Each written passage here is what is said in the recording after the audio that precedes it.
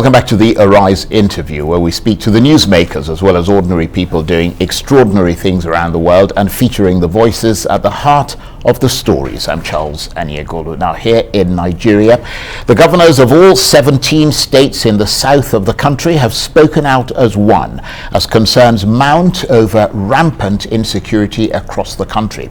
After individually attempting to address the nettlesome issue of open grazing in the south, the Collective Forum of Southern Governors announced a ban on open grazing in all the 17 southern states. They also called on President Buhari to address Nigerians on the frightening state of insecurity across the nation and to summon a national dialogue as a matter of utmost importance and urgency. And they touched on the critical issue of restructuring, insisting that the unity of Nigeria should be on the basis of justice, fairness and equity. Meanwhile, more than 120 civil society organizations have petitioned President Buhari to act decisively to end insecurity. They've called on Nigerians to march on May the 28th in remembrance of victims of all the atrocities as a result of what they called terrorist herder attacks, large-scale terrorist attacks in the north, and industrial-size kidnappings across the country. Well, for more on that crucial meeting by governors of all the 17 southern states in Nigeria and what they resolved to do, I'm joined now in the studio by the Commissioner for Information and Strategy in Akwa Ibom State, Ememobong. Thank you very much indeed. And of course, you are across what took place in that meeting because you are the mouthpiece of the government of Akwa Ibom State. Those southern governors saying there is a major security threat in the southern part of Nigeria, with armed herders, criminals, bandits invading that part of the country and disrupting normal life there. So in effect, they are admitting that they are overwhelmed by the security challenges there. Is that about the sum of it?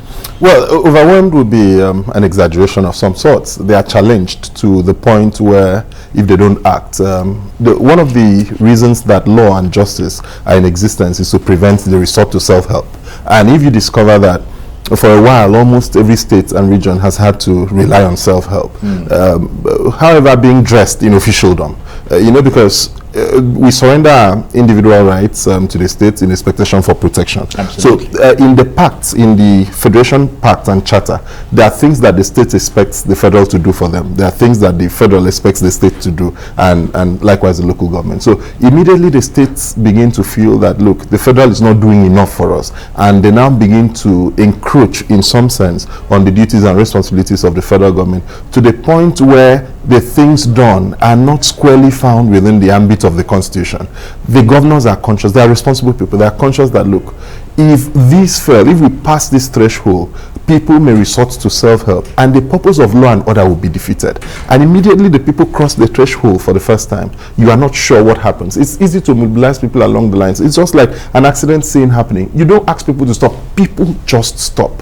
And if they find that the person hits a lady or a man, nobody cares to ask whether the driver was right or wrong. The first thing is a mob action against. So mobilizing, now that these sentiments are mobilizing, locals wake up every day to hear that farmer crisis, and this thing has a pattern, and it looks like it looks intractable in some sense. If the governors do not do what they've done, and their people, because you can't keep staying in your house and being attacked in the comfort of your home. There's a psychological imbalance that it brings. Yes, immediately the people begin to react. So they are taking this action. Not that they're overwhelmed. They are conscious that this crisis, though in some form, when you put it in the conflict analysis, is both festering and escalating. Right. Now, in both sense. You made a crucial point there when you talked about the responsibilities of the federal government to the states and the responsibility vice versa, and also, crucially,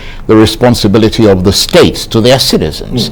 I'll talk about that in a moment, but what do the governors of the South think is behind this mammoth growth in insecurity, and who do they hold responsible for its deterioration?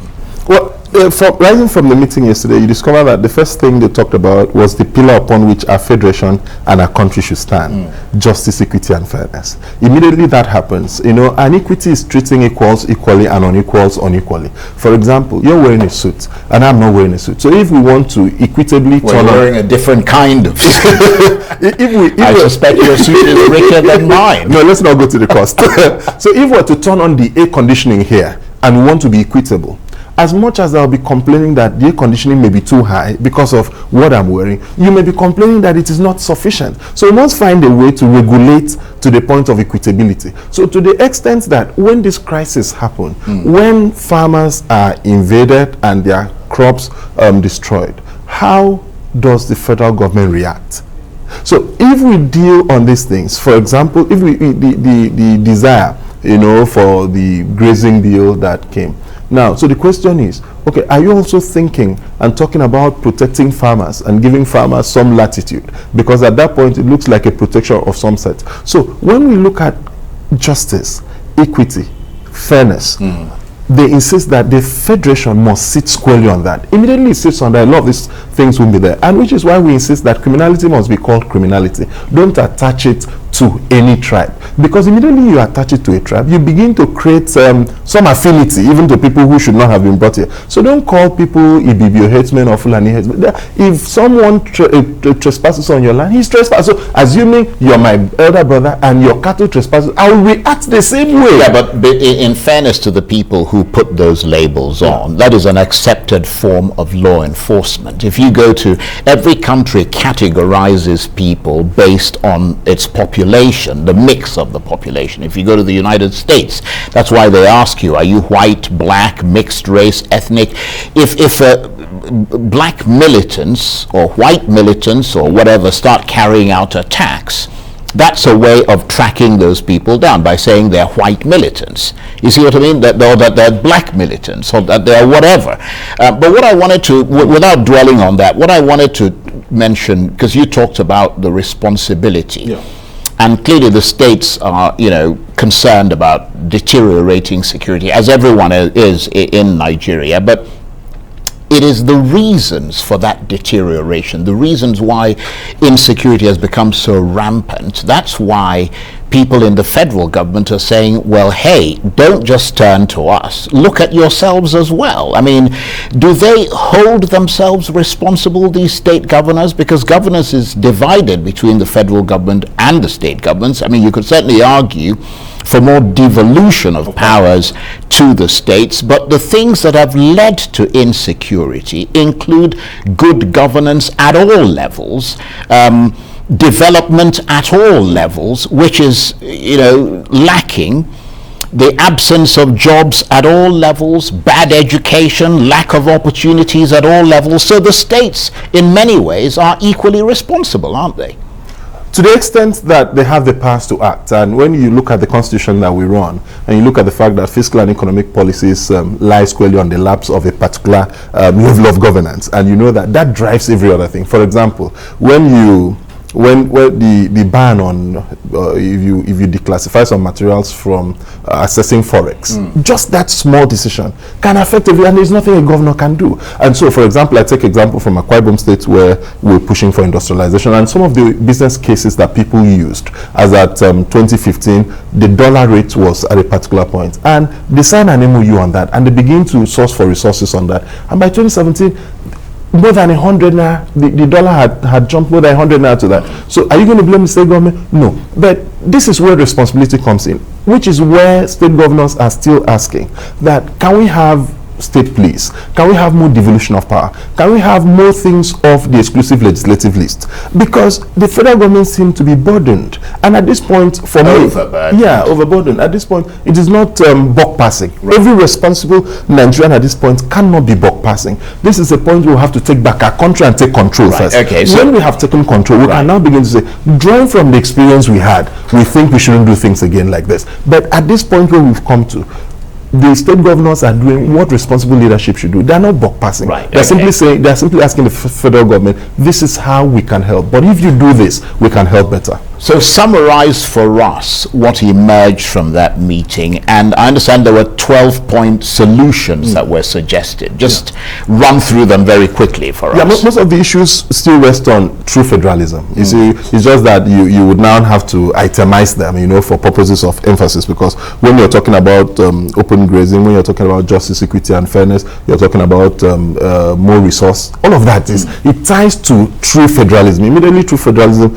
is obtained, the concept of federalism will make the center less powerful than the federating unit, and to that extent states would have the ability to protect themselves, because all over the country now you now have a situation where governors cry to the president. You know, when you watch the news, you see them cry to the president. That's not how a federation runs, because they are merely titular chief security officers. To issue a valid command to security agencies still has to go back through the reporting line of that's in terms of security, which, as you correctly pointed out, is absolutely key. But there are a lot of other things like this restructuring and so on. I mean, I'm just wondering, all these 17 southern states talking about security, restructuring and all of that, don't they have senators and representatives in the National Assembly, don't they? I mean, isn't that to some extent where restructuring is going to begin, because it has to go around the country anyway, through the state houses of assembly and so on? But isn't that where it's going to begin, and why aren't there representatives pushing for it more forcefully every day in the National Assembly? You see, restructuring, what the law does is the National Assembly is to make laws for the smooth running of the country, meaning that the laws they make must be in tandem with the mood and thinking of the people at the time. And you know, the mood of the people change too, which is why they are demanding for a national dialogue. The truth is, forced restructuring, you can make, it's just like judgments. You can give judgments and it gives justice, but it doesn't bring peace. So when justice does not bring peace, it becomes... Yeah, but you still have to have justice then. Yeah, but when it doesn't bring peace, the essence of justice is for everyone to be satisfied. Yeah, but nobody's ever going to be entirely satisfied with justice. At least majority of the people. People are going to say, give us justice, and then peace will come after that. But the key thing is justice. So let me ask you this. Is there a difference between a national dialogue and a national conference? In other words, from what I understand, dialogue is to talk to IPOB and bandits and all the rest of them, and sit down and try and figure out what's going on with them. And a national conference is for bigger issues such as restructuring, devolution of powers and so on. Which one are the state governors calling? Well, it depends on the terms of reference. It's just a change in nomenclature, whether it's a dialogue, whether it's a confab, whether it's a conference, whether it's a symposium, whatever it is that the critical stakeholders of this country must be able to sit together on a table all over the country. For the country to remain one, we must be able to sit back and begin to listen to ourselves. But aren't they doing that already? I mean, the state governors, they meet with the president, don't they? What do they say to him when they sit with him? Well, they are delegates of power, and you know that the principle of sub-delegation is delegatus non potest delegare. You cannot further sub-delegate. But at a time like this, they say that, look, people elected us. Yes, we talk with you. We, the 6 state governors, sit and talk with you, Mr. President. The National Assembly is talking. But can we create room for people who do not have the direct reporting line to speak with you? Can we put all of us in one room and begin to look ourselves in the face and say some truths that we can listen to ourselves? Because the truth is, everyone is talking now, no one is listening. But if we coordinate in such a way that people can talk and people can listen, and we're not talking with the mindset of reply, we're not listening with the mindset of reply, but we're listening with the mindset of understanding what the problem is. Check. When the issues of insecurity started in the Northeast, everyone thought it was in the Northeast. But now he went to the Southwest, he went to the Southeast, he's in the South. Now, so everyone understands what insecurity means. So when someone is telling you about insecurity, you're not thinking it's far-flung in the Northeast. It's home. It's home in Akwa Ibom, it's home in Imo, it's home everywhere. And so it's unfortunate we've actually run out of time, because I was going to ask you about that young lady, Ini Umuren, who died in Akwa Ibom State, what the latest is. We've got literally 2 seconds. Yeah. So the latest is that the government is committed, the government is personally interested in that matter, and he's put the Attorney General on top of it, and he's committed that everyone connected to that crime must be brought to book. And the Commissioner of Police had said yesterday that it's not a closed case. So every new it's still being evidence, every new evidence coming on. It's just for Joseph to come up and I want to thank you very much Thank indeed. You very much. He's the Commissioner for Information and Strategy in Akwa Ibom State. You're watching